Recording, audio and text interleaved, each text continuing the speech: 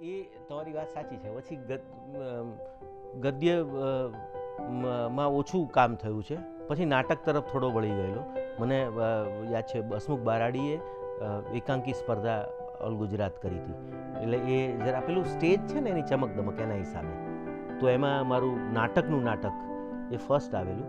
Barton લાઇબ્રેરીમાંનો સમારંભ તો અહીંયા આવ્યો ને આમ તો બધા ઇંગ્લિશમાં જ બધું વાત કરેલું. પછી મેં કીધું ત્યારે તો યાર આપણું ઇંગ્લિશ તો સારું જ હોય બધું ત્યાંથી, કેમ કે ઇંગ્લિશ તો છૂટી ગયું હતું 10મા ધોરણ પછી મેં આમ કાન બરાબર સરવા રાખ્યા કે હરદ્વાર ગોસ્વામી એવું બોલે ને એટલે પછી પહોંચી જવાનું, એટલું મેં નક્કી કરી રાખ્યું હતું. એટલે તો ત્યારે અને ફર્સ્ટ નંબર એવું તો બોલશે. એટલે ત્યારે એક પણ તમે કહો છો મેં એ એક મિસિંગ લેગ છે. આખી વાત સાચી છે, તમે સાચી વાત.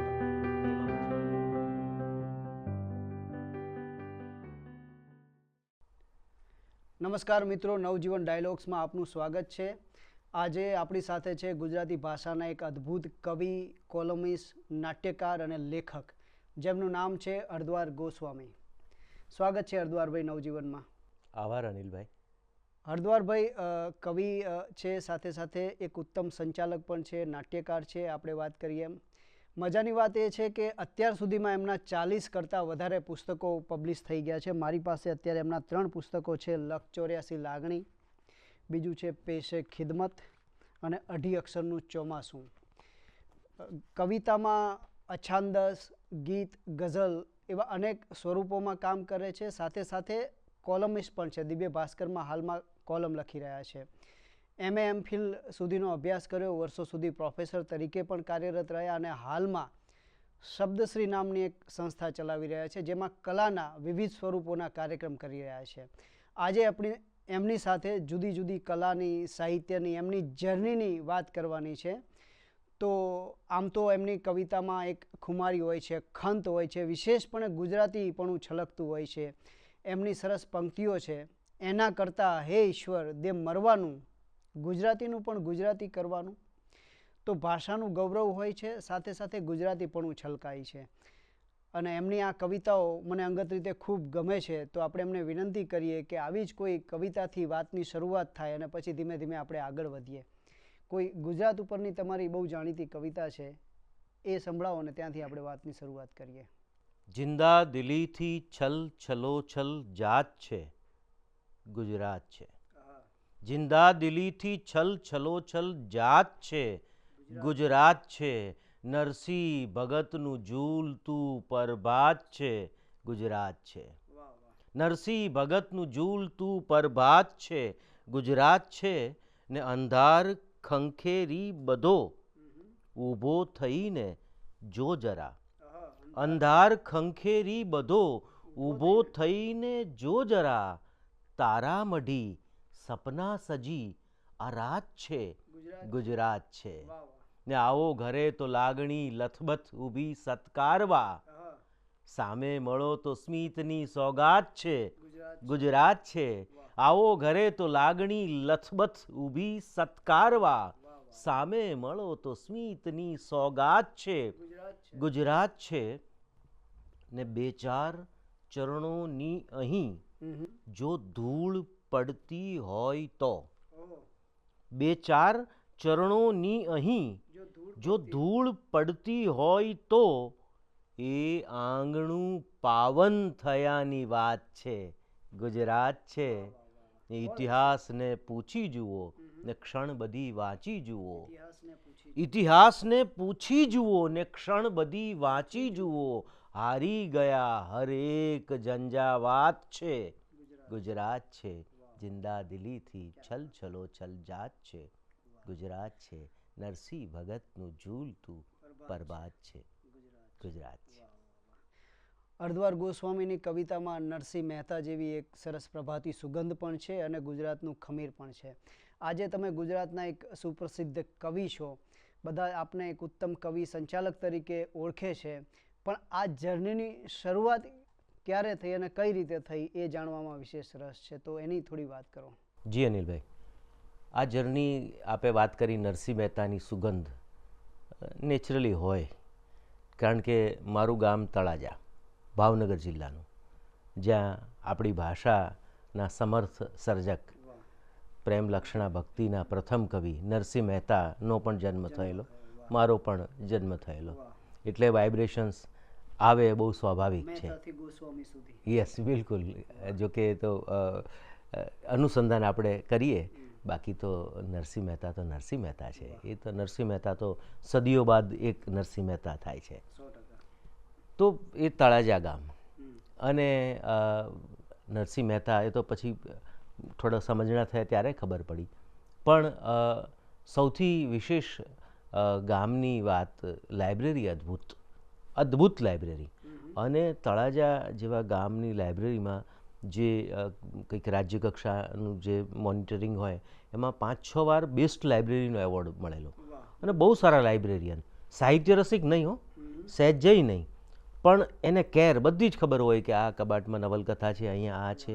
જાળવણી, ફાટે તો દંડ બહુ નોમિનલ હતો, દંડ લેવાનો જ. કોને કયું પુસ્તક જોઈએ ચીવટથી ખબર જ હોય. અને એ આપણે કહીએ કે આ એટલે કે એ બહાર ગયું છે, કોણ લઈ ગયું ન ખબર. નેચરલી સભ્યો 2-3 હજાર હોય તો એ કંઈ ખબર ના જ હોય, પણ એને એ ખબર હોય. ફાટે તોય એને ખબર ના, તમે લઈ ગયા ત્યારે ફાટેલું નહોતું, એટલે એનો પણ દંડ, નોમિનલ દંડ. મોડું જાય 1 દિવસ પુસ્તક, 15 દિવસની અવધિ હોય પુસ્તકની. પછી તમારે દાખલા તરીકે વાંચવું હોય તો તમે કન્ટિન્યુ કરો અને પાછા 15 દિવસ એક્સચેન્જ થાય, પણ લઈ જવાનું ખરું ત્યાં આગળ. એ પોલીસ સ્ટેશનમાં સહી કરવા તો જવાનું જ, એવી રીતે ત્યાં બહુ એ અદ્ભુત. એટલે ત્યાં મારા પિતાશ્રી એ પોતે પણ બહુ સાહિત્યના ભાવક, શિવકથાકારે, એટલે નેચરલી સાહિત્ય સંગીત સાથે એને લગાવ હોય. તો મને, હું પ્રાથમિક શાળામાં ભણતો ત્યારે મને યાદ છે કે કબાટમાં ત્યાં ખાતું ખોલાવ્યું તો ત્યાં આગળ બાળકોનું 3 કબાટ હતા, એમાં વાંચવાનું. એ નાનું, એમાં એનાથી બહાર નહીં જવાનું, એટલે એ વાંચ્યા કરે. પછી 2-3 વર્ષમાં એ પુસ્તકો પૂરા થઈ ગયા. પછી અચાનક જ એકવાર મને આઠો જામ ખુમારી ના કવિ અમૃત ઘાયલનું એક પુસ્તક હાથમાં આવ્યું. ઘરમાં ગઝલો ને બધું સાંભળેલું, બહુ મજા પડી. મેં લાઇબ્રેરીને મૂક્યું, એટલે કે આ તું ન લઈ જઈ શકે. એટલે મને થયું કે આ તો કંઈ એડલ્ટ પુસ્તક તો છે નહીં કશું કે એમાં કંઈ. પણ એમણે કહ્યું કે એનું એકાઉન્ટ જુદું ખોલાવવું પડશે તારે, કારણ કે એ મોટાઓ માટેનો વિભાગ છે. અને પણ કે એટલે સારું, એટલે પછી નવું એક એકાઉન્ટ ખોલ્યું. અને પછી તો આખું એક ખોલતાની સાથે અત્યાર સુધી હું આ જીવરામ જોશી, છક્કો મોકો એના, કે પછી ટાર્ઝન, કે એ બધા સાથે હતો. અને અચાનક જ આ આખું જુદી દુનિયા આખી ખોલી ગઈ, અને એટલા બધા પુસ્તકો, અને અદ્ભુત મજા પડી ગઈ. અને આ એક જીવનનો મારો બહુ મોટો ટર્નિંગ પોઈન્ટ લાઇબ્રેરી. અને બાકી આસપાસ એવું કોઈ ખાસ વિશેષ વાતાવરણ હતું નહીં, પણ બહુ મજા પડી ગઈ. આ એક લાઇબ્રેરીની ભૂમિકા ખરી તમારા લેખનમાં, એક વાંચનને વિસ્તારવામાં. બિલકુલ. તો તમે કીધું તમારા પિતા કથાકાર હતા, તો એ ઘરનું વાતાવરણ, એમની કથામાં પણ તમે ક્યારેક ગયા હશો, તો એ સંસ્કાર સાહિત્યમાં કઈ રીતે ઝીલાયા? બિલકુલ. એટલે સાહિત્ય તો છે જ આપણું. રામાયણ, મહાભારત આપણું સાહિત્ય જ છે. શિવકથા એટલે શિવની કથા છે, એ પુસ્તક એક ગ્રંથ છે, સાહિત્ય છે. બિલકુલ. અને નેચરલી કે એમાં બીજી પણ વાત આવે. મારા ફાધર તો બહુ સારા રીડર, ખૂબ સારા. એટલે મને યાદ છે કે સાંજે એમને લગભગ અડધી કલાક વાંચીને પડ્યા જો. જન કલ્યાણ, આ તે બધું. રજનીશજીના બહુ જ પુસ્તકો એ વાંચતા, ઘણા બધા, બીજા પણ બધા પ્રકારનું વાંચે. તો એ પડ્યા જ હોય અડધી કલાકે. અને ચા એમને આપવાની સાંજે, એટલે એ સૂતા પહેલાં ચા, જમીન થોડી વાર પછી ચા, ને પછી ચા પીને કલાક વાંચીને સૂવે. તો એ બધું જોયું. એટલે હમણાં સરસ એક જાવેદ અખ્તરને એક વ્યક્તિએ સવાલ પૂછેલો કે સર, આપને આ વાંચનના સંદર્ભે બધી વાત કરી, પણ મારો છોકરો વાંચે એની માટેની કી કંઈક આપો તમે એમ. એટલે જાવેદ અખ્તરે કહ્યું કે અચ્છા, અભી આપ ક્યાં પढ़ रहे हैं? અત્યારે તો કંઈ નહીં. ચલો इसके पहले क्या पढ़ा है? યાદ નહોતું આવતું. एक साल में कौन सी बुक आपने पढ़ी है? પેલો કે હમણાં નથી એવું કોઈ વાંચ્યું. તમે વાંચતા નથી તો તમારો દીકરો ક્યાંથી વાંચવાનો? એટલે ઉત્તમ વાત એ છે કે તું સંસ્કારી બન, ઉત્તમ બન, એવું ભાષણ આપવાની જરૂર છે જ નહીં. તમે તમારું અનુકરણ બતાવો. એટલે એ અનકોન્શિયસ માઇન્ડમાં એ બધું તમે કહો છો એમ અત્યારે ફીલ થાય, ત્યારે ખબર નહોતી. કથામાં જઈને બેસતા તો એમાં ભજન આવે સરસ, તો એ ક્યાંક સંસ્કાર ઝીલાય, એ વાત આખી પડઘાય. તો વાત એટલી કંઈક જાણે દાખલા તરીકે વચ્ચે એ વાત કરું કે મારો દીકરો પણ નાનો છે, પણ એ બધા કાર્યક્રમોમાં આવતો હોય છે. તો એકવાર એને કવિતાનું પરફોર્મ કરવાનું મેં કીધું તારે કરવાનું છે પહેલી વાર. પછી મેં એને કહ્યું કે તારે લોકો તાળીઓ પાડે ને એટલે પોઝ લઈ લેવાનો. પછી એણે જે વાત કરી ને ત્યારે મને થયું કે હું આ જે પ્રોગ્રામમાં લઈ જાઉં છું ને સાર્થક છે. એને બહુ સરસ વાત કરી કે પપ્પા તમારી જેમ ને, ક્યાં વાત છે. એટલે બાળકો ઓબ્ઝર્વ કરતા હોય છે, એટલે એ કંઈક શીખ્યો છે આખી વાત. એ કંઈક તો બે શબ્દ લઈને તો કંઈક ને કંઈક આવે જ. એટલે પરાણે પણ, એટલે નાનો છે તો અડધો સમય મોબાઈલ ને અડધો આ, ધીરે ધીરે સીધું તો એ પચે નહીં, પણ કંઈક મળે છે કંઈ પણ. એટલે એ બધા ભજનો સાંભળતો, એમાં બધી કવિતાઓ આવતી કે બધું વાતો આવતી, એ ઘૂંટાતું ગયું અને એ રીતે સાહિત્ય તરફ વળ્યો. પછી વિશેષ રુચિ કવિતામાં હતી, એટલે કવિતામાં બધું જોડકણા, એટલે ત્યારે કવિતા કહેતા, પણ અત્યારે ખબર છે કે બધા જોડકણા હતા. એ બધા એ રીતે જ હોય, સ્વાભાવિક છે. પણ બીજું એ મેં કહ્યું કે જેમ અમારી લાઇબ્રેરી સમૃદ્ધ, એમ નીચે એક વાચનાલય, ત્યાં બધા જ છાપા આવે અને મેગેઝિન્સ પણ બધા જ, કુમાર, કવિલોક, બધા જ. અને જે ચિત્રલેખા, જે પ્રોફેશનલ્સ કે પોપ્યુલર કહેવાય એવા પણ મેગેઝિન આવે, આ પણ આવે. એટલે એ પછી બધા એમાંથી સરનામા બધા લઈ અને બધું આમ મોકલવાનું બધું શરૂ કર્યું, અગડમ બગડમ. પેલું રદીપ કાફિયા ખાલી આવડી ગયા એટલે આપને એમ થયું કે કવિતા આવડી ગઈ. તો તમન્ના નામનું એક મેગેઝિન, કુતુબ આઝાદ એના તંત્રી, એને મેં મોકલી. અને પછી એણે લખ્યું કે ભાઈ આ તમારું બરાબર છે, ઠીક છે બધું ભાવ એ, પણ પહેલાં તો અરૂઝ હોવું જોઈએ ગઝલમાં. એટલે અરૂઝ, હવે હું કન્ફ્યુઝ થયો, ઘરમાં કોઈને ખબર નહીં. પછી શિક્ષકને અમારા ગુજરાતીને પૂછ્યું, એટલે એ કહે છે કે જખમે રૂસ તો સાંભળ્યું હતું, પણ આ અરૂઝની ખબર નથી આખી. પછી ભાવનગર એક દિલેર બાબુ કરીને, એ પગદંડીમાં દર રવિવારે 2-3 સાહિત્યિક કોલમો અને કવિતાની કોલમો ચલાવતા. એને કાગળ લખ્યો મેં કે આ અરૂઝ એટલે શું. એટલે એણે લખ્યું ભાઈ અરૂઝ એટલે છંદશાસ્ત્ર, ગુજરાતીમાં આપણે કહીએ. સારું. પછી એને મોકલ્યું, લગીને એણે કીધું કે ભાઈ આમાં છંદ નથી. પછી મેં કીધું હવે છંદ શીખ્યા વગર લખવું નથી. પછી દિલેર બાબુને હું લખું કે ભાઈ કંઈક છંદ કોણ શીખવે, હું તો ભાઈ બિઝી છું. ત્યાં એક સંપાદક હતા, એટલે એડિટર, મને ટાઈમ ન, કોઈકને કે પણ તળાજારા હોય એટલે ક્યાંય શક્ય. પછી કાગળો લખ્યા કરતો. પછી એણે એક ગઝલ શિબિર કરી, ગઝલના છંદોની શિબિર, અને હું 10મા ધોરણમાં ત્યારે એટેન્ડ કર્યું. અને એણે જાહેરમાં કહ્યું હતું ત્યાં કે આ અમારે પ્લાન હતો જ કે ઘણા બધાને છંદ શીખવા છે, પણ આ એક છોકરો તળાજાથી આવું બધું અમે કીધા કરતો હતો, એટલે થોડોક સમય પછી કરું હતું, પણ આના કારણે અમે વેલ્યુ કરી અને ત્યાં ગઝલોના છંદો શીખ્યો અને પછી લખવાનું છે. એટલે શાસ્ત્રીય ગઝલનો પાયો ત્યાંથી. Exactly, yes. વાહ વાહ. તો તમારો એ પછી તો તમે મંચ ઉપર આવ્યા, ઘણા બધા કાર્યક્રમમાં રેગ્યુલર કરતા રહો છો. તો તમારું પહેલું કવિ સંમેલન તમને યાદ છે? બિલકુલ. એટલે આમ તો છે ને અનઓફિશિયલી ઘણા બધા કવિ સંમેલન, કેમ કે લખતો થયો એટલે બધું છંદમાં લખતા હોઈએ, તૂટતા ફૂટતા હોય, પણ લોકો શું એવી રીતે કે છોકરો છે ને લખે છે.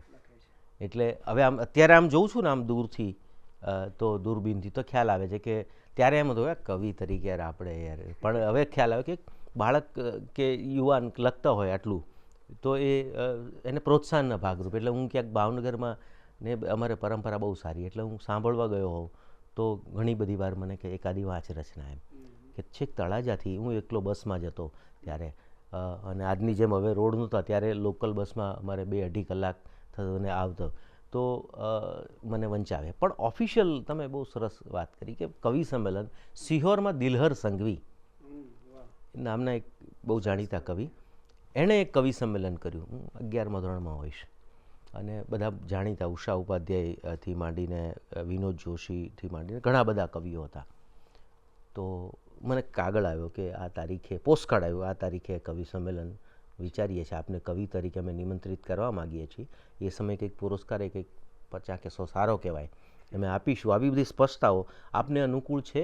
એટલે ઘરમાં બધા હશે હરદ્વારભાઈ અનુકૂળ છે આપને? અનુકૂળ છે. એટલે બહુ બધા મારી મજાક ઉડાવી. અનુકૂળ છે આ ડેટ તમને, બિઝી નથી ને ક્યાં બીજા તમે એવું. હવે ત્યારે તો શું અનુકૂળ જ હોય ને, એટલે મને તો આમ ઓહો આવું બધું હોય. એટલે મેં લખ્યું આ અનુકૂળ છે ને, આભાર આપનો. પછી કાર્ડ છપાયું એમાં આમ, એ મને યાદ છે મેં લેમિનેશન કરાવી દીધું હતું. એ પહેલું કાર્ડ મારું જીવનનું એ લેમિનેશન કરાવ્યું. અને એ સિહોરમાં પહેલું કવિ સંમેલન કર્યું. એનો આનંદ હજી ઘણા બધા કર્યા, પણ એ આનંદ.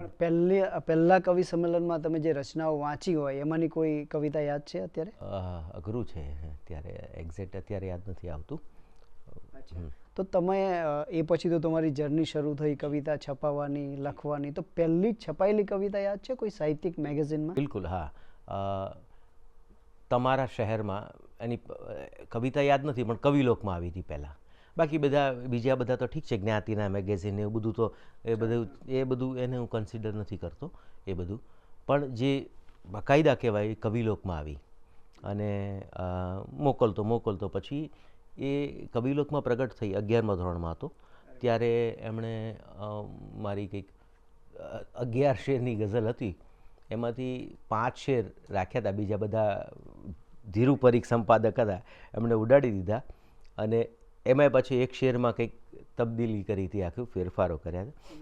અને પછી તો હું તો રાજી થઈ ગયો. એટલે પછી પાછું પેલું શું છે કે કવર ત્યારે હતું ને, એટલે એક કવરની અંદર 4 ફૂલ સ્કેપના કાગળ જાય, એટલે 4 કવિતા મોકલી દઉં એક સાથે.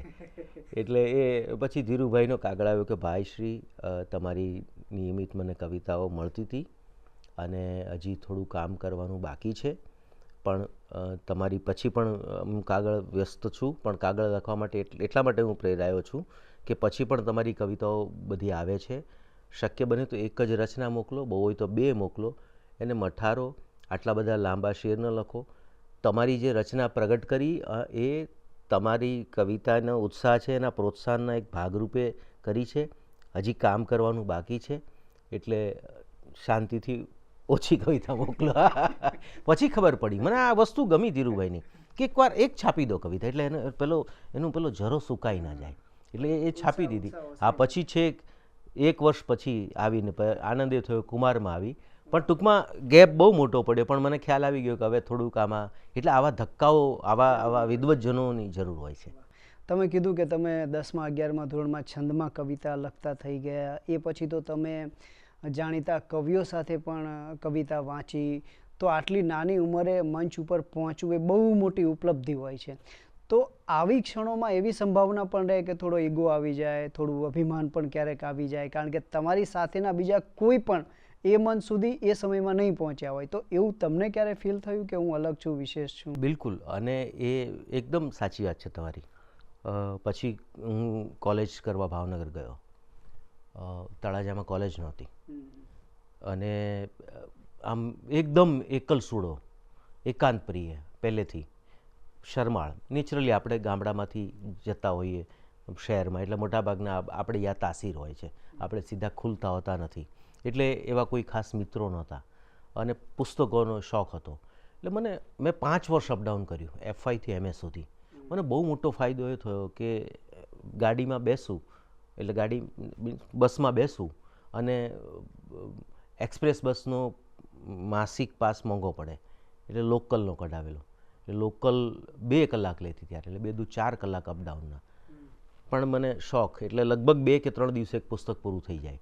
બેસીએ એટલે સમજો ને કે મારા જે રેગ્યુલર મારી સાથે અપડાઉન કરનારા કેટલાક મને પાગલ, અર્ધ પાગલ અથવા તો કંઈક એ બધું ધૂની, આવું બધું આવી જાતની મને ખબર, પણ મને હું એ છબીનો ફાયદો ઉઠાવતો હતો. મને ડિસ્ટર્બ ન કરે ને એટલા માટે. એટલે મેં કીધું આ વાંધો નહીં, કે એ ભાઈ આ વાતો કરે નહીં, એની બાજુમાં ન બેસાય, એ બધું ગાલી. ઘણાને એવું હતું કે આ હું ભણવાનું વાંચું છું, એવી કલ્પના નહોતી કે બહારનું વાંચવાનું હોય. આપણે ત્યાં આ ઉદાસીનતા, હાથમાં પુસ્તક બીજું હોય ને તો એ કે બહુ ભાઈ ભણે છો તું તો, એટલે ભણેશ્રી, યસ. એટલે આ એક કોન્સેપ્ટ આપણે ત્યાં કે બીજું કંઈ વાંચવાનું હોય જ નહીં, એવું આપણે ત્યાં હજી કોન્સેપ્ટ એટલો બધો વિસ્તર્યો નથી સામાન્ય લોકો સુધી. એટલે બહુ મોટો ફાયદો મને એ થયો, વાંચવાનું ખૂબ મળ્યું.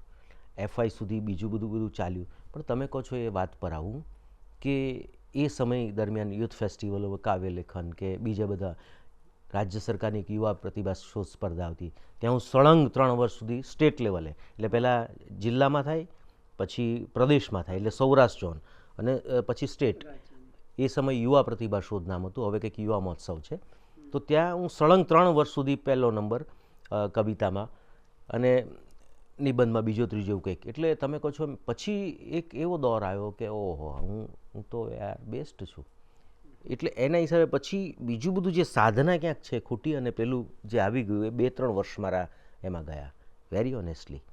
એને કારણે જે પ્રકારનું આમ ગ્રોથ થવો જોઈએ ત્યાં અટકી ગયો, ત્યાંનો ત્યાં જ. એટલે 2-3 વર્ષ એમ જ એ રહ્યા કે આપણે એ સ્વાભાવિક ઉંમરે છે ને, પણ એ પછી ખબર પડી કે ભાઈ મને વિનોદ જોશી લઈ જાય છે તો એ કે ચલો કોઈક તો લખે છે વ્યવસ્થિત છંદમાં, એટલે એ સ્ટુડન્ટ્સ એ બેનિફિટ તરીકે, કવિ તરીકે નહીં, પણ હું તો વિનોદ જોશી સાથે કવિતા વાંચું છું, હું તો શિલ્પીન થાનકી સાથે કવિતા વાંચું છું. આવું એક ફ્રેઝ મારા જીવનના એમાં 2 વર્ષ ગયા, અને એના હિસાબે મારો ગ્રોથ અટક્યો. એ તમે આટલું પ્રામાણિકતાથી કીધું, બહુ ઓછા લોકો કહી શકતા હોય છે. એ સિવાય પછી તમે તમારી જર્ની તળાજાથી અમદાવાદ સુધી લંબાઈ, તો એ જર્ની વિશે થોડી વાત કરશો? ક્યારે અમદાવાદ આવ્યા, કઈ રીતે તમારી કવિતાનો વિસ્તાર થયો અહીંયા? જી બિલકુલ. એટલે એ પહેલાં વચ્ચે એક નાનકડો ફ્રેઝ એડ કરી લો, પછી અમદાવાદ જાઓ. હું પછી શામળદાસ કોલેજમાં ભાવનગરમાં કર્યો. સાહેબ એવી અદ્ભુત કોલેજ, એક્ટિવિટી. અને એ સમય એક સમય એવો હતો કે આર્ટ્સમાંની સંખ્યા વિદ્યાર્થીઓની ગુજરાત કોલેજ કરતાંય વધારે, અમદાવાદની ગુજરાતની નંબર 1 કોલેજ એની કરતાંય વધારે. એટલી બધી એક્ટિવિટીઝ, સુંદર વાતાવરણ પ્રવૃત્તિ માટે. એનું એક સિમ્પલ ઉદાહરણ આપો આ કોલેજનું સાહેબ. પહેલો દિવસ ક્લાસમાં ગયો, સનતભાઈ કરીને અમારે એક પ્રોફેસર, અને એ પ્રોફેસર એને પ્રહલાદ પારેખની કવિતા લખી બોર્ડ પર, આજ અંધાર ખુશ્બો ભર્યો લાગતો, આજ સૌરભ ભરી રાત સારી. પછી બધાને કીધું કે ચલો આમાં શું વિશેષતા છે? એટલે બધા કે આ અંધારની વાત છે, આ વાત છે, આ વાત છે, આ વાત. એટલે આની વિશેષતા, એટલે મેં કીધું કે ઝૂલણા છંદ છે. એટલે સાહેબ છો ક્યાંથી આવો છો, શું નામ, મને મળજો કે પછી તમે ફ્રી થઈને. એટલે સારું સાહેબ. પછી રિસેસમાં સાહેબને મળવા ગયો, તમે કવિતામાં રુચિ છે? મેં હા રુચિ, હું કવિ છું. મેં કીધું લખું છું. ત્યારે તો અત્યારે એમ થઈ શરમ આવે છે, એવું કવિ છું. એકવાર અસ્મિતા પર્વમાં રાજેન્દ્ર શુક્લ આવ્યા હતા ત્યારે FYમાં, ત્યારે મેં કીધું હું કવિ છું. અત્યારે એવું થાય છે કે આવું કેમ બોલ્યો હતો, ન બોલાય યાર આની સામે. ત્યારે કીધું હું કવિ છું. એટલે સાહેબે કીધું એમ સરસ છંદ. મેં કીધું આ બધા મને આવડે છે. પછી અમારું જે વોલ મેગેઝિન હતું, ભૂતપત્ર, એ બધા વાંચે, બધું મોટું. એમાં પહેલા દિવસે સંપાદક મને, પછી કે આપણા માય ડિયર જયુનું નામ સાંભળ્યું છે? આ વાર્તાકાર આપણે અહીંયા છે, મને ખબર છે, ચલો મળવા. સાહેબને મળાવ્યો, અરે વાહ, કે પ્રિન્સિપાલને મળાવ્યો, વોલપેપર આપી દીધું. પછી બીજી બધું મને, એટલે પહેલા દિવસથી એક્ટિવ, એટલી સરસ. અને પછી તો કેટલી બધી, બહુ જ અમારે ધમધમતું હોય આખું, એટલી સરસ, બહુ અદ્ભુત. એ મને 3 વર્ષ દરમિયાન બહુ મોટો બેનિફિટ મળ્યો એક્ટિવિટીના ભાગરૂપે. પછી MAમાં વિનોદ જોશી, મહેન્દ્રસિંહ પરમાર અને ઇન્દુ કાકા, અમારે ઇન્દુ કાકા જ અમે એમને કહેતા, તો ઇન્દુભા, એટલે એમની પાસે ભણવાનું થયું. તો ત્યાં તો આનાથી ડબલ આખું, એટલી બધી એક્ટિવિટીઝ, અને બધું સાહિત્ય. એટલે અને ઇવન ભાવનગરમાં, તમે ભાવનગરનું આમ સૌરાષ્ટ્ર સમાચાર ખોલો ને, એટલે સાહેબ એક દિવસ કોરું, નાનું ગામ, એવું કંઈ મોટું ગામ નહીં, એક પણ દિવસ એવો ખાલી ન હોય કે ક્યાંક શાસ્ત્રીય સંગીત ચાલતું હોય, ક્યાંક ચિત્રોનું એક્ઝિબિશન ચાલતું હોય, ક્યાંક મુશાયરો ચાલતો હોય, અને ઓડિયન્સ પણ હોય પાછું. એવું સરસ. એટલે કલાથી ધમધમતું ગામ. એટલે હું કહું નહીં, 11 હું કામ રાહ જોતો હતો કોલેજમાં. એટલે આમ આપણે બધા રાહ જોતા હોય ને કે કોલેજમાં જવું છે, તો કોલેજમાં બીજું કોઈ આકર્ષણ નહીં, કોઈ પ્રકારનું. પણ આ બધી હું તો સાંભળવા જતો હતો તળાજાથી છે, તો એ ત્યાં મારે સાંભળવા મળે. તો એ આખી જે ઘટના છે, આખી બહુ પામ્યો છું બધા જ પ્રકારનું. પછી અમદાવાદ આવવાનું થયું, અને અમદાવાદ આવ્યો એટલે અગેઇન પાછું એક નવું આખું વિશ્વ ખોલ્યું. એ એ ગુજરાત વિદ્યાપીઠ વચ્ચે એક પૂછી લો, તમે અમદાવાદ અભ્યાસ અર્થે આવેલા, નોકરી અર્થે આવેલા કે? જી, હું અમદાવાદ ગુજરાત વિદ્યાપીઠમાં એમફિલ કરવા માટે આવેલો અને ઉષા ઉપાધ્યાય અમારા અધ્યક્ષ હતા, હેડ હતા. તો એ વિદ્યાપીઠમાં એમફિલ મેં કરવા આવ્યો પછી મને અહીંયા અમદાવાદમાં હું સાયકલ મારી પ્રિય વર્ષો સુધી તમારી પહેલા. સાયકલ ઉપરની એક ગઝલ પણ છે. બિલકુલ, યસ યસ, આ વાત થઈ પછી જો યાદ હોય તો બિલકુલ સંભળાવજો. બિલકુલ. એ અને જો આમાં હોય તો આમાંથી બિલકુલ સંભળાવજો. એમાંથી. તો એ મને સાયકલ પ્રિય, મને બહુ જ, મેં બહુ ચલાવી તળાજામાં. પછી ભાવનગર ગયો તો પણ બસમાં હું નાખીને સાયકલ લઈ ગયો. બસ સ્ટેન્ડે દૂર પડે એટલે બસ સ્ટેન્ડે મૂકી દઉં. પછી ક્યાંક જવું હોય, પૈસા ન હોય ને એટલે સાયકલ લઈને જવાનું. એટલે ગમે ત્યાં જવાનું હોય સાયકલ લઈને. પછી અમદાવાદ પણ સાયકલ લઈને હું આવેલો. અને ભાવનગરથી અમદાવાદ? હા, બસમાં ઉપર ચડાવીને. હા, પેલ ચલાવીને નહીં, ઉપર ચલાવીને નહીં. એટલે તો બસની ઉપર પછી અહીંયા રાખી હતી મેં લગભગ. અને એમફિલ મેં ત્યાં કર્યું. પછી બધે લાલ દરવાજા પસ્તી આપણે ગુજરીમાં પુસ્તકો માટે ખાસ હતા. અમારા મિત્રો નવા શર્ટ કે એટલે શર્ટ મળી જાય ને એવું બધું મળી જાય ને, એમાં એ હતો. એટલો બધો રસ નહીં, પણ હું પુસ્તકો ખાસ મળે એ માટે જવાનું. તો પછી ગુજરાત કોલેજમાં પહેલી જોબ મને, હું એમફિલ પૂરું કર્યું એટલે તરત મળી વિઝિટિંગ લેક્ચરર તરીકેની. તો વિઝિટિંગ એટલે સમજો ને કે રોજનું એક લેક્ચર હોય, એક જ લેક્ચર આપ્યો હતો મને. એટલે એમાં 3-4 દિવસ એવું કંઈક હતું, 4 દિવસ. અને ક્યારેક 2 લેક્ચર આવી જાય તો કામ થાય. એટલે લેક્ચર ઉપર પૈસા.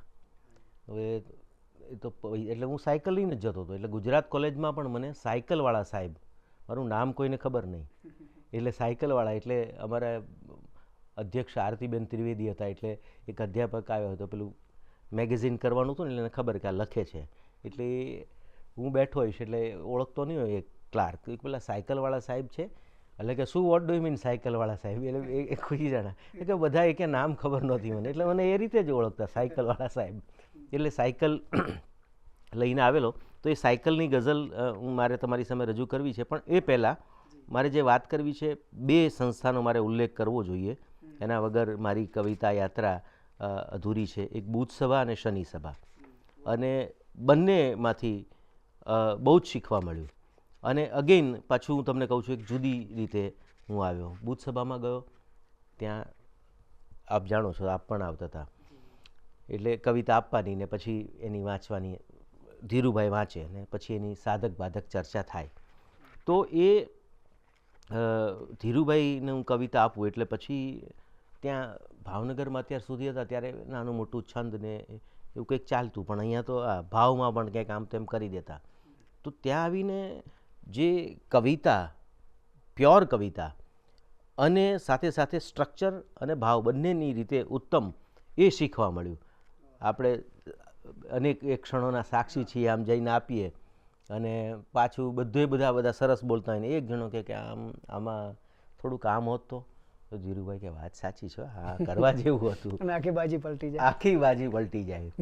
એટલે ચંદ્રકાંત શેઠે લખેલું છે કે હું બુધ સભામાં જતો ત્યારે નિરંજન ભગત ન આવે એવું ઈચ્છું. એટલે એ આવે તો તરત જ કે એક વાત કાઢે અને એમાંથી કંઈક વાત જુદી ફંટાઈ જાય. એટલે એ ધીરુભાઈ પરીખ સલામ સાહેબ. વૈયક્તિક સંબંધો ક્યારેય જોયા નથી. કવિતા એટલે કવિતા જ, અને એમાં જે હોય ખોખારીને કહેવાનું જ, આટલી સરસ. અને એ નિમિત્તે પછી એ બધી વાત થોડી કરતા જાય તો એ બહુ મોટો ફાયદો. અને બીજો શનિ સભા તમે પણ સાક્ષી રહ્યા છો, આપણે સાથે અઢળક ક્ષણો પસાર કરી છે. તો ચીનુ કાકા એનું સૂત્ર સંચાલન કરે, લાભશંકર ઠાકર, રાજેન્દ્ર શુક્લ, ઇન્દુ પુવાર, સુભાષ, બધા બોઢા. અને ઓહો, અને લાભશંકર તો મને પછી ચીનુ કાકા સારું ક્યાંથી આવે છે? ભાવનગર. સરસ સર, ભાવનગર તો ગઝલ. પછી વાત કરી લે લાભશંકર, કીધું કે એકદમ સામાન્ય કવિતા છે દોસ્ત. પછી મને તો આ લોકો છે ને આપણે ઉતારી, પણ બહારથી આવતા એટલે બધું ગ્રુપ જ, આપણે અમદાવાદના નથી ને, એટલે આવું મનમાં થયું કે અમદાવાદના હોત ને તો વખાણ કરે. પણ લાભશંકર બીજી વાર લઈ ગયો. ઠીક છે દોસ્ત કે બધું યાર દાદા યાર કંઈક પ્રોબ્લેમ છે એમ લાભશંકર ઓળખીએ આપણે નેચરલી ઓળખતા જ હોય ને. હા એટલે બિલકુલ. પણ લાભશંકર મને એમ થયું કે યાર આ પછી ધીરે ધીરે એ જે જળ છે એ ઓસર્યા પછી ખ્યાલ આવ્યો કે ઓ બધું સાંભળતો ગયો કે આ બધું અત્યાર સુધી બધું લખતા હતા. પછી એકવાર કે ભાઈ દોસ્ત છંદ પાક્કો છે, પરફેક્ટ છે, પણ યાર આ તો બધું બહુ લખાઈ ગયું, શું કામ લખ કરે છો? લાભશંકર મને બહુ ખખડાવે. પછી આ લાભશંકર યાર પછી ખબર પડી. પછી ચીનુ કાકા કે ધીમે ગઈને કીધું કે બેટા થોડું નવું લાવો, આ બધું તો છે જ. એમણે સરસ એક વાત કરેલી મને હજી યાદ છે કે ભીંત ઉપરની કવિતા તમારે લખવી છે ને તો ભીંતના પરિચિત સંદર્ભો તોડી નાખો. એ ભીંત છે એટલે 4 એને દિવાલો હોય, એ છતને ટેકો કરે છે, એમાં દરવાજો મૂકી શકાય, એ કોઈ વાત ના આવી જોઈએ એની સિવાયની વાત. તો આ બહુ સરસ વાત હતી. તો આ એક અહીંથી નવો એક ચેન્જ આવ્યો મારી કવિતા અને થયું કે આ લખીએ છીએ કંઈક જુદું લખીએ આખું. અને પછી ધીમે ધીમે એમાં જે કંઈ થોડું ઘણું કામ થયું એ થયું. પણ એ કવિતા તમે કહ્યું એ સાયકલ પરની મારી કવિતા કે મહેક માર્ગ નીકળી છે સાયકલ. મહેક માર્ગ નીકળી છે સાયકલ, પ્લેનની સામે પડી છે સાયકલ. મહેક માર્ગ નીકળી છે સાયકલ, પ્લેનની સામે પડી છે સાયકલ, ને હોય કાલે આભમાં તો ના નહીં. હોય કાલે આભમાં તો ના નહીં. હોય કાલે આભમાં તો ના નહીં, આજ અમને આવડી છે સાયકલ. હોય કાલે આભમાં તો ના નહીં, આજ અમને આવડી છે સાયકલ, ને લોક લોક લોક નહીતર લોહી ચૂસી લે બધું, એથી વજ્જર ચામડી છે સાયકલ. લોક નહીતર લોહી ચૂસી લે બધું, એથી વજ્જર ચામડી છે સાયકલ, ને જે કદી પોતા સુધી જાતો હતો, જે કદી પોતા સુધી જાતો હતો, એ જ માર્ગમાં જડી છે સાયકલ, ને બાપ આગળ બ્રેક લાગી જાય છે. બાપ આગળ બ્રેક લાગી જાય છે, સાવ પરવશ બાપડી છે સાયકલ, ને બમ્પ ઝાકળના સતત આવ્યા કરે. બમ્પ ઝાકળના સતત આવ્યા કરે, ફૂલને રસ્તે ચડી છે સાયકલ, ને જાતમાં માણસ પ્રવેશી જાય તો, જાતમાં માણસ પ્રવેશી જાય તો, જાત સામે પણ લડી છે સાયકલ, ને હાથ હેન્ડલ બેઉ પગ પેડલ થયા. હાથ હેન્ડલ બેઉ પગ પેડલ થયા, ત્યારે અમને પરવડી છે સાયકલ. મહેક માર્ગ નીકળી છે સાયકલ, પ્લેનની સામે પડી છે સાયકલ. વાહ. સાયકલને આપણે અહીંયા જોઈએ કે એક લોખંડનું સાધન ન રહેતા એક પ્રતીક બની જાય છે. ક્યારેક કે ઝાકળના બમ્પ આવે છે, ક્યારેક સામે પડે છે. તો એમાં જુદા જુદા પ્રતીકો સરસ રીતે તમે વણી લીધા છે હરદ્વારભાઈ. તમે વાત કરી હમણાં કે પ્રોફેસર તરીકે તમે ગુજરાત કોલેજમાં નોકરી શરૂ કરેલી, એ પછી અત્યારે હાલમાં તમે શબ્દશ્રી નામની સંસ્થા ચલાવી રહ્યો છો, જેમાં કલાની વિવિધ પ્રવૃત્તિઓ કરો છો. તો મૂળ 2 પ્રશ્ન હતા. એક તો એ પ્રોફેસર તરીકેની જોબ હતી એ કેમ મૂકી અને આ તરફ કેમ વળ્યા, એક એ હતું. અને આ કલાકીય પ્રવૃત્તિ કરવા પાછળનો બીજો તમારો આશય શું હતો? આ 2 વાત કરો તો વધારે આનંદ થશે. બિલકુલ. અનિલભાઈ 10 વર્ષ મેં જોબ કરી અને 8 વર્ષ જુદી જુદી સંસ્થામાં ક્યાંક વિઝિટિંગ, પછી ક્યાંક એડવોક તરીકે, એવી રીતે ક્યાંક ફિક્સ પગારમાં, એવી રીતે 2 વર્ષ છેલ્લે ફૂલ ટાઈમ જોબ કરી. પછી મને ધીમે ધીમે અમદાવાદમાં કામ મળવાનું શરૂ થયું, એને સાહિત્યમાં અને પ્રોફેશનલી પણ કામ મળવાનું શરૂ થયું હતું. તો મને રજાઓ નહોતી મળતી. મને એક અબ્રોડ જવાનો ચાન્સ, મારે વિદેશ જવાનો મારે ગુમાવવો પડ્યો. અમારા જે અધ્યક્ષતા એમણે ના પાડી. એટલે એવા 2-3 બીજા ચાન્સીસ, બીજા સારા સારા શો હોય જતા રહે બધું. હવે કેટલી વાર માંદા પડો તમે?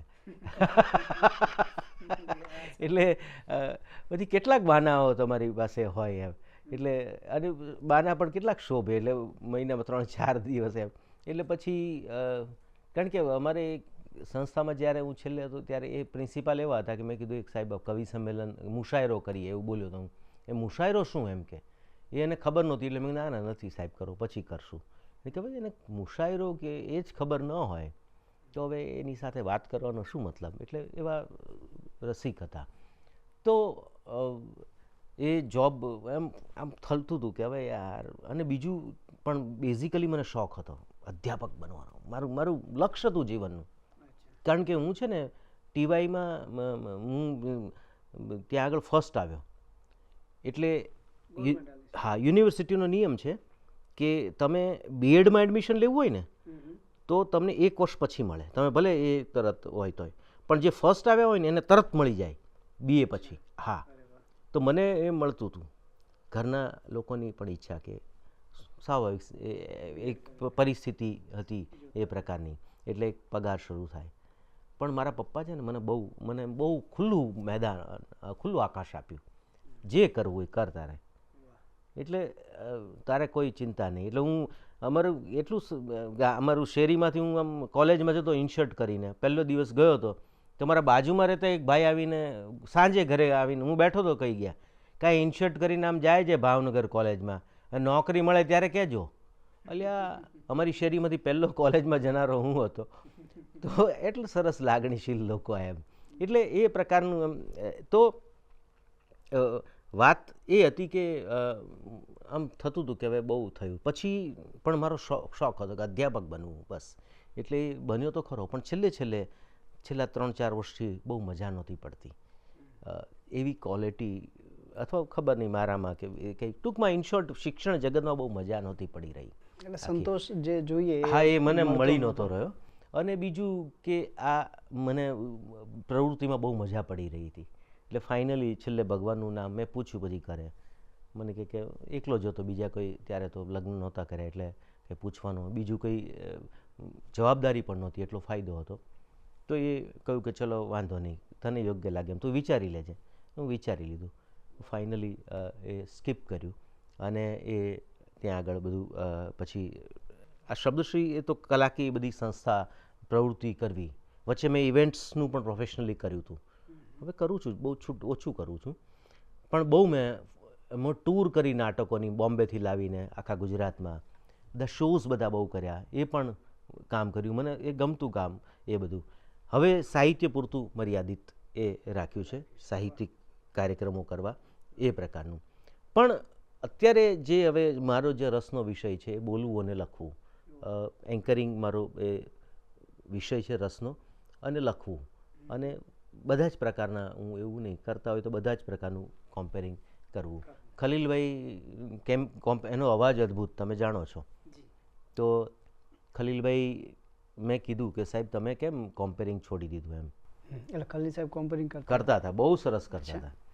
એટલે પછી એમણે સરસ વાત કરેલી. એકવાર એક મેરેજ શોનું કોમ્પેરિંગ કરતો હતો અને ઇન બિટવીન મને એક ભાઈ આવીને કીધું કે ભાઈ તમે આજે બોલો છો ને આ બધું આગળ મ્યુઝિક ને બધું તો ઠીક છે, પણ તમે બોલો ત્યારે થોડોક અવાજ ધીમો રાખો, અમને ડિસ્ટર્બ થાય છે. એટલે પછી પેલા જે ગાયક હતા એણે પૂછ્યું કે શું કીધું?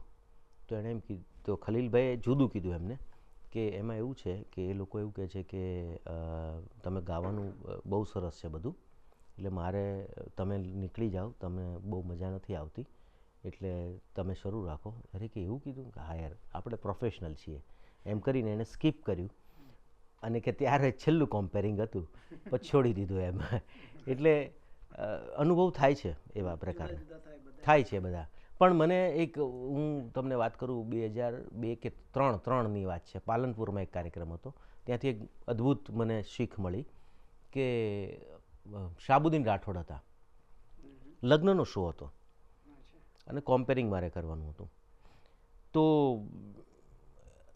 બીજા કોઈને રસ નહોતો, કોઈને. પણ એના જે વરના બાપા હતા એમને એના પિતા એ શહાબુદ્દીનના ચાહક, ને બીજા વડીલો કેટલાક. એટલે શરૂઆત હતી એટલે 10-12 જણા બેઠા હતા. એટલે મેં શહાબુદ્દીન સાહેબને કહું તો કે કંઈ નહીં, આપણે તો બોલવા આવ્યા છીએ તો બોલવાનું યાર, આપણને કીધું છે 1.5 કલાક 1 કલાક આપણે બોલશું. મને તો આમાં શું યાર. અને શહાબુદ્દીન રાઠોડ જેવો મોટો કલાકાર, પછી તો બોલવાનું શરૂ કર્યું. બેઠા હતા 10 જણા. ધીમે 15-20 મિનિટથી 25, પછી 15-20 મિનિટ થઈ એટલે 2-4 6-7 વધારે થયા. ચાલુ રહ્યું. લગભગ 40 મિનિટ થઈ. લગભગ જે બીજા જમતા હતા એમાંથી 50% આવી ગયા. એણે પછી લગભગ 10 મિનિટ ગઈ, ઓલમોસ્ટ બધા આવી ગયા, 10-12%, 10% સિવાયના. અને એ મેં જોયું, પછી નક્કી કર્યું કે યાર વાત સાચી છે કે we are professional, show must go on. આપણે પૈસા લીધા છે અને ન લીધા હોય તો જે કામ કરવા આવ્યા છીએ એ કરીને જવાનું. એટલીસ્ટ આપણને તો સંતોષ થાય કે મેં જે કર્યું છે એ ઉત્તમ કર્યું છે. તો તમારા સંચાલનની શરૂઆત ક્યાંથી થઈ? પહેલું સંચાલન ક્યારે, કઈ રીતે, એનો અનુભવ યાદ છે? હા, એ આમ તો સ્કૂલમાં બધું અગડમ બગડમ, એ સંચાલન તો ન કહેવાય, ઠીક છે. પણ આમ પ્રોફેશનલ સંચાલન? હા, પ્રોફેશનલ છે ને એ સંચાલન ભાવનગરમાં એ આકસ્મિક રીતે મળ્યું હતું મને. ભાવનગરની અંદર યશવંતરાય નાટ્યગૃહમાં જલન માત્રીનો એક કાર્યક્રમ હતો અને બીજા બધા પણ કવિઓ હતા સારા. અને એ કાર્યક્રમનું સંચાલન કરવાના હતા મહેન્દ્રસિંહ પરમાર, અને એ માંદા પડ્યા કંઈક.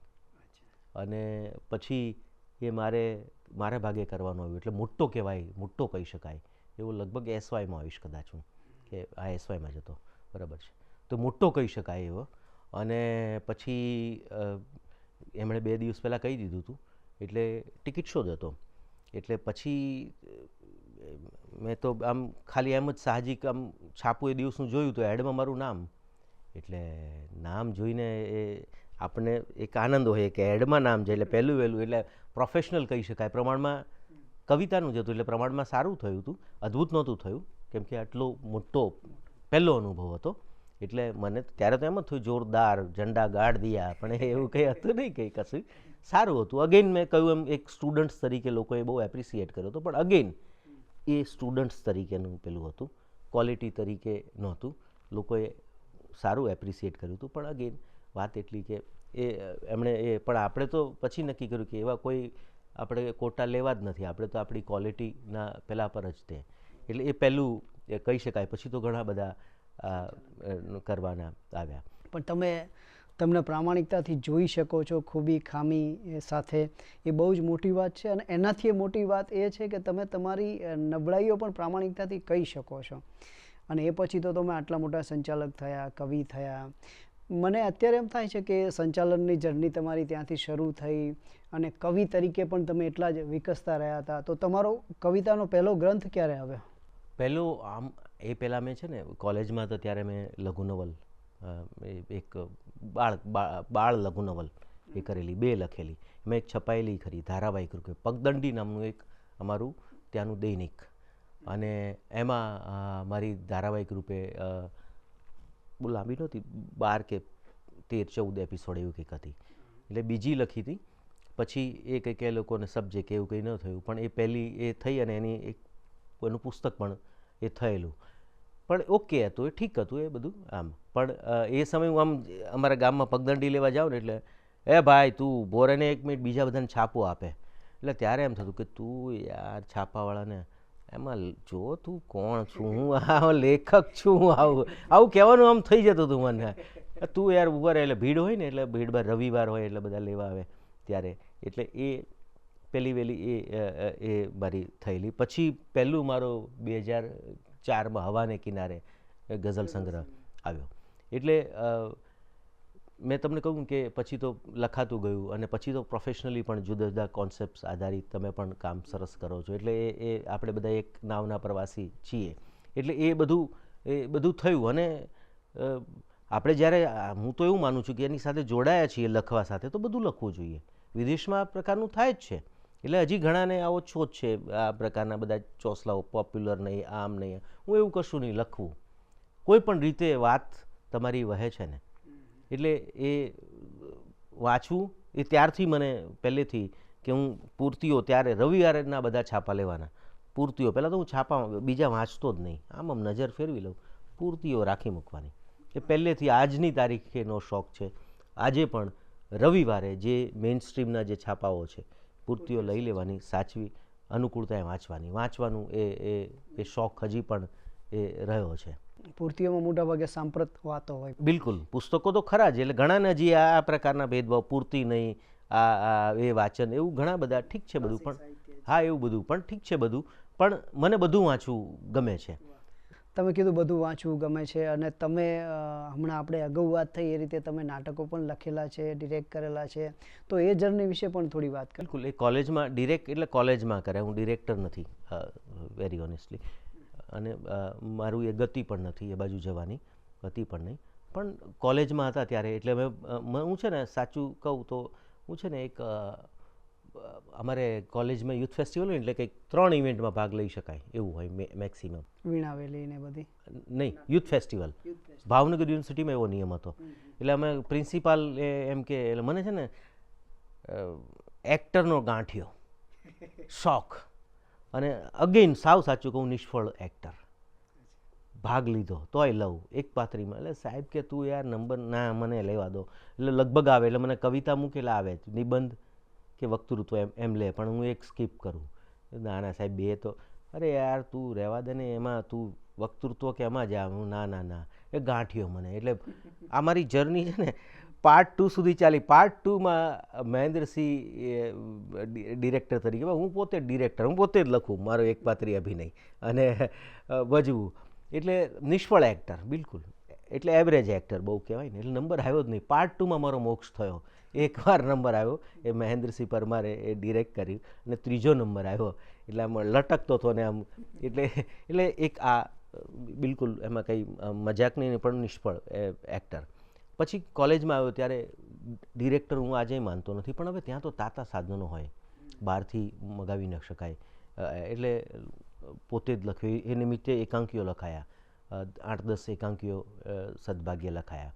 એટલે એ ડિરેક્ટ કરતો હતો, પણ ડિરેક્ટર નહીં, પણ લખવાનું થતું હતું થિયેટર અધ્યાપક તરીકે, એટલે એ બધું કરતો હતો. પણ 3-4 કમર્શિયલ પ્લે લખાયા છે. હું પોતે જ પાછો ઓર્ગેનાઇઝર એ બધું કરતો હતો એ નિમિત્તે. પણ એક વચ્ચે વાત કરી દઉં, મેં ETV ગુજરાતી સાથે લગભગ 2003 કે 4 ત્યારે હું રાઇટર તરીકે હતો ત્યાં, અને મેં ખાસી એવી ફિક્શન, નોન ફિક્શન સિરિયલ્સ લખી, લગભગ 50થી વધારે. અને એટલે હું તમને કહું કે હું સવારે કોલેજમાં હોઉં, SLU કોલેજમાં, અને બપોર પછી એ ત્યાંની ઓફિસે જઈ અને ત્યાં એપિસોડ.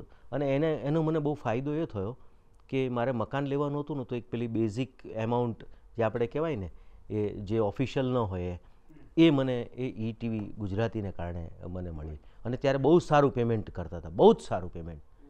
એટલે એ સમય હું વાત કરું છું. આજે હમણાં એક ફોન આવ્યો હતો, હવે તો કલર્સ ગુજરાતી નામે છે, પણ એક જુદી સંસ્થામાંથી ફોન આવ્યો હતો. તો નવું શરૂ થયું હતું એ સમયે ETV ગુજરાતી, એકદમ નવું ગુજરાતીમાં. અને ત્યારે હેન્ડસમ એમાઉન્ટ કહેવાય ને એવી, રાઇટરને, ડિરેક્ટરને બધાને સારી હતી, પણ રાઇટરને તો બહુ જ સારી. ખબર નહીં જેણે એનો આભાર, જેણે એની સંસ્થાને સૂચવ્યું હશે કે રાઇટરને તો આટલા પૈસા આપવા જોઈએ.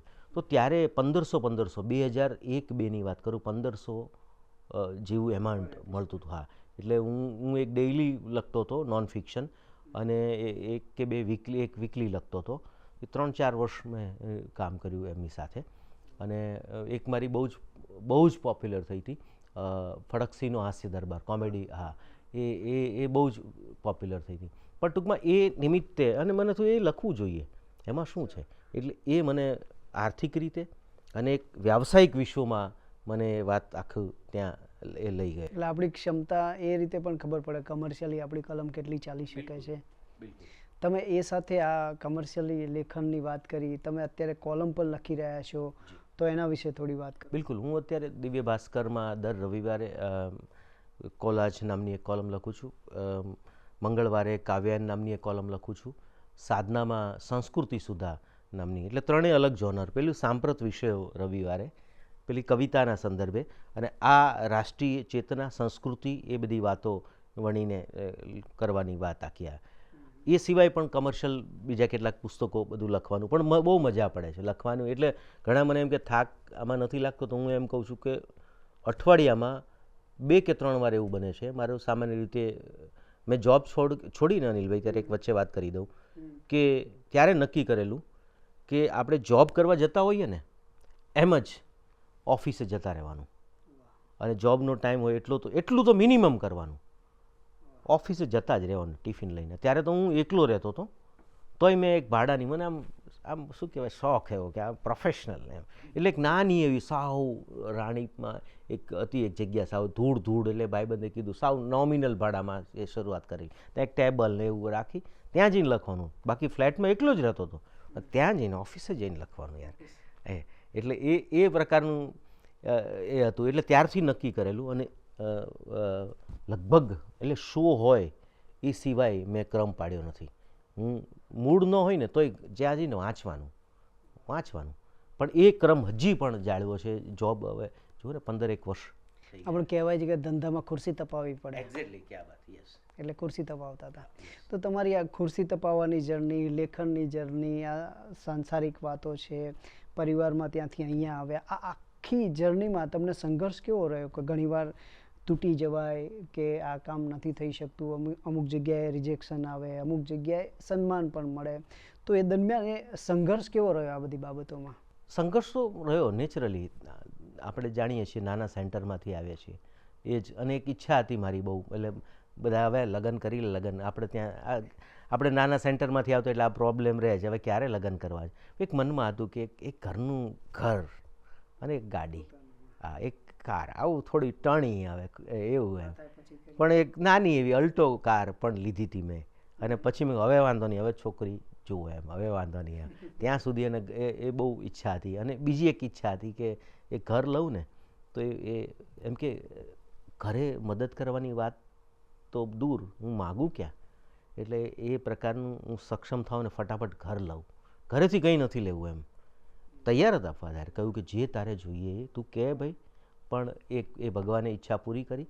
એટલે કહેવાનો સંઘર્ષ તો રહ્યા છે હોય, પણ એની સામે આપણે તમે જુઓ, સમજો કે એક રિઝલ્ટ આવે આપણું, આપણે 10માં કે 12માં હોઈએ તો એમાં આપણે જોઈએ કે કંઈક 60 માર્ક જ પહેલાંના ગણિતમાં આવ્યા છે, પણ ઠીક છે, ઓકે આવે, પણ ઓલ ઓવર રિઝલ્ટ તમે જુઓ ને તો 80-85% છે, 90, તો સારી વાત છે. એટલે એ તો હોવાનું જ, દરેકના જીવનમાં હોવાનું, એ સ્વાભાવિક છે. પણ મને લાગે છે કે એ સંઘર્ષના ગાણા, દુઃખના ગાણા ગાવા કરતાં આનંદના ગાણા ગઈ. બિલકુલ. એટલે એ તો રહેવાનું, દરેક માણસમાં રહેવાનું. તમને ઘણા બધા એવોર્ડ મળ્યા છે. હમણાં જ પારસચંદ્રક મળ્યો, એ પહેલાં યુવા ગૌરવ પુરસ્કાર મળ્યો છે. તમે ચાઇના પણ જઈ આવ્યા છો ભારતના પ્રતિનિધિ તરીકે. તો આ તમારી ઘણી મોટી ઉપલબ્ધિ છે. તો આ ઉપલબ્ધિ જ્યારે કોઈ સન્માન મળે, એવોર્ડ મળે, એ એવોર્ડ સાહિત્યમાં કોઈ લાભ કરતું હોય છે, લેખનમાં કે બીજે ક્યાંય? સાહિત્યમાં નહીં, પણ વ્યક્તિગત તો કરે છે. સાહિત્યમાં દાખલા તરીકે એમાં કંઈ તમને એવોર્ડ મળે તો કંઈ ઉત્તમ કવિતા લખવા ન આવે, એવું કંઈ ન થાય. હા, એટલે તમારા અચાનક કલ્પનો બદલાઈ જાય ને એવું કંઈ તો ન થાય, પણ આનંદ થાય. દાખલા તરીકે તમે આમ જરા લેઝી હો અથવા કે પછી લખશું અથવા તો ધીમે, તો તમને એમ થાય કે ના લખીએ. વ્યક્તિગત તો થાય. એટલે અલ્ટિમેટલી વ્યક્તિગતથી સાહિત્ય તરફ તો જવાય જ. એટલે ઉત્સાહ તો આવે જ. એ તો વાત એમ કે નિર્લેપ છું ને એવું કોઈ કે થોડો જુસ્સો વધે. 100% વધે, કેમ ન વધે, બિલકુલ વધે. આવકાર લોકોનો ભલે, સન્માન, સ્વીકાર મળે તો વધે છે. એટલે ઉત્સાહ તમારો વધે. પછી નક્કી તમારે કરવાનું છે કે તમે એ એવોર્ડ મળ્યા પછી તમે તમારામાં કંઈ પ્લસ કર્યું કે નહીં. જો ન કર્યું તો ફ્રીમાં એવોર્ડ લીધો, જો કર્યું તો તમે એનું મૂલ્ય ચૂકવ્યું છે. તમે વાત કરી કે પગદંડીમાં તમારી લઘુકથા આવતી હતી, તો એ પછી તમે એ લઘુકથા કે નવલકથા પ્રકારનું લખાણ કેમ આગળ ના વધાર્યું? કારણ કે એવું પુસ્તક કોઈ તમારું આવ્યું હોય એવું મારી જાણમાં. હા, એટલે એ તમારી વાત સાચી છે. પછી ગદ્ય માં ઓછું કામ થયું છે. પછી નાટક તરફ થોડો વળી ગયેલો. મને યાદ છે હસમુખ બારાડીએ એકાંકી સ્પર્ધા ઓલ ગુજરાત કરી હતી.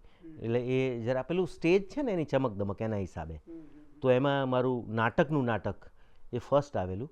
બાર્ટન લાઇબ્રેરીમાંનો સમારંભ તો અહીંયા આવ્યો, અને આમ તો બધા ઇંગ્લિશમાં જ બધું વાત કરેલું. મેં પછી મેં કીધું ત્યારે તો યાર આપણું ઇંગ્લિશ તો સારું જ હોય બધું ત્યાંથી, કેમ કે ઇંગ્લિશ તો છૂટી ગયું હતું 10મા ધોરણ પછી મેં આમ કાન બરાબર સરવા રાખ્યા કે હરદ્વાર ગોસ્વામી એવું બોલે ને એટલે પછી પહોંચી જવાનું, એટલું મેં નક્કી કરી રાખ્યું હતું. એટલે તો ત્યારે અને ફર્સ્ટ નંબર એવું તો બોલશે, એટલે ત્યારે પણ તમે કહો છો એમ એ એક મિસિંગ લેગ છે, આખી વાત સાચી છે, તમે સાચી વાત પકડી કે એમાં પછી થોડા સમય પછી હવે તમને ઈચ્છા થાય છે કે ફિક્શનલ કથા કે બીજું કંઈ? બિલકુલ કામ ચાલુ છે હા, અને બીજું કેટલુંક અધૂરું પણ પડ્યું છે, એ કામ થોડું પડેલું છે, એટલે એમાં કરવાનો છું. યસ.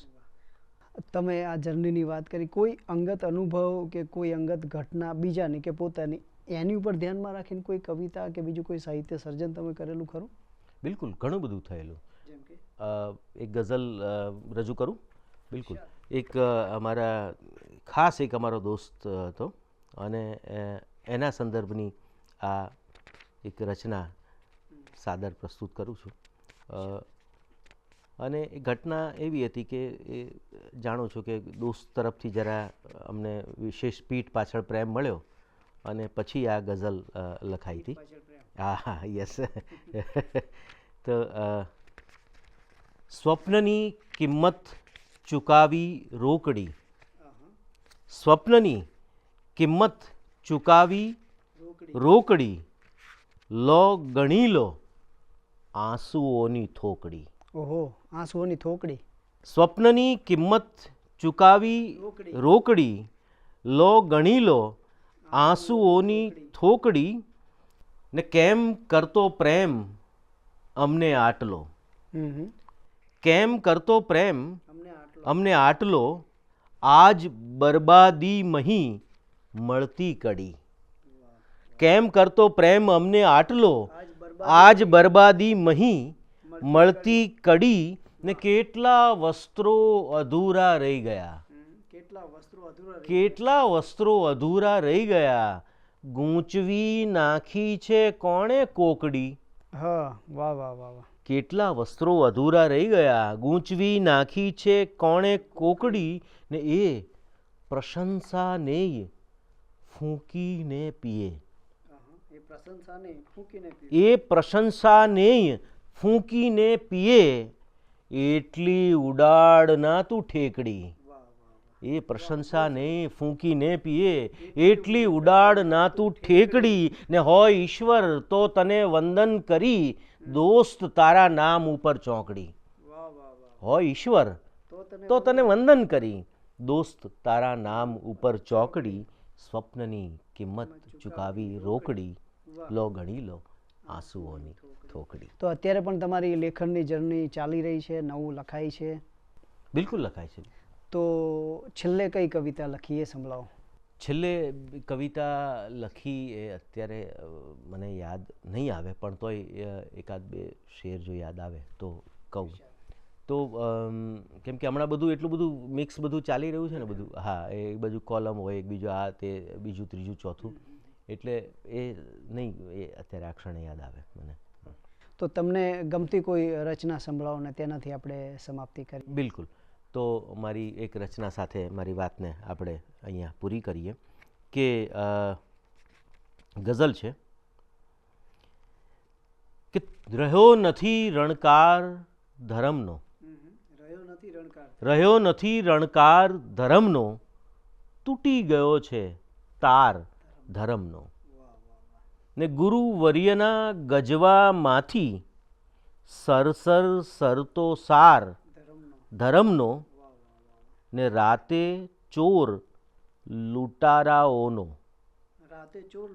રાતે ચોર લૂંટારાઓનો, દિવસે છે અંધાર ધરમનો, રાતે ચોર લૂંટારાઓનો, દિવસે છે અંધાર ધરમનો, ને શંખ આરતી લઈ ઊભો છે એ છે વહીવટદાર ધરમનો, ને રાખો એને રામ ભરોસે, રાખો એને રામ ભરોસે, માણસ છે બીમાર ધરમનો, ને વાહ, રાખો એને રામ ભરોસે, માણસ છે બીમાર ધરમનો, ને વાલ્મીકી ને વ્યાસ બને છે, વાલ્મીકીને વ્યાસ બને છે જેણે ખાધો માર ધર્મનો.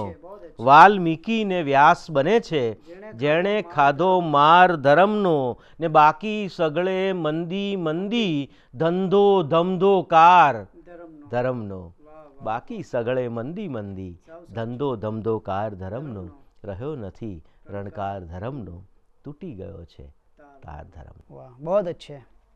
ખૂબ આનંદ થયો હરદ્વારભાઈ તમારી સાથે વાત કરીને, તમારી સાહિત્યિક જર્ની વિશે, તમારા ગ્રંથો વિશે અને તમારા કાર્યો વિશે. તો આજે આપણે હરદ્વારભાઈ ગોસ્વામી સાથે વાત કરી. તેમના 40 કરતાં પણ વધારે પુસ્તકો આવી ગયા છે. આપણે દરેક પુસ્તકોનું નામ અહીંયા નથી બોલી શક્યા, પણ એમને તમે ક્યાંક કવિતામાં મળી શકશો, ક્યાંક ગદ્યના પુસ્તકોમાં મળી શકશો અને કોલમમાં એમને પામી શકશો. એ સિવાય કવિ સંમેલનો અને જાહેર મંચ સંચાલનો પણ અનેક જગ્યાએ હાજર હોય છે. અનિલભાઈ, વચ્ચે રોકું છું, તમે સરસ રીતે વાત મૂકી આપી. આપનો નવજીવનનો હું આભાર માનું છું. Thank you very much. તો હરદ્વારભાઈનો આ ક્ષણે આભાર માનીએ અને થેન્ક યુ વેરી મચ નવજીવનમાં આવવા માટે. Thank you.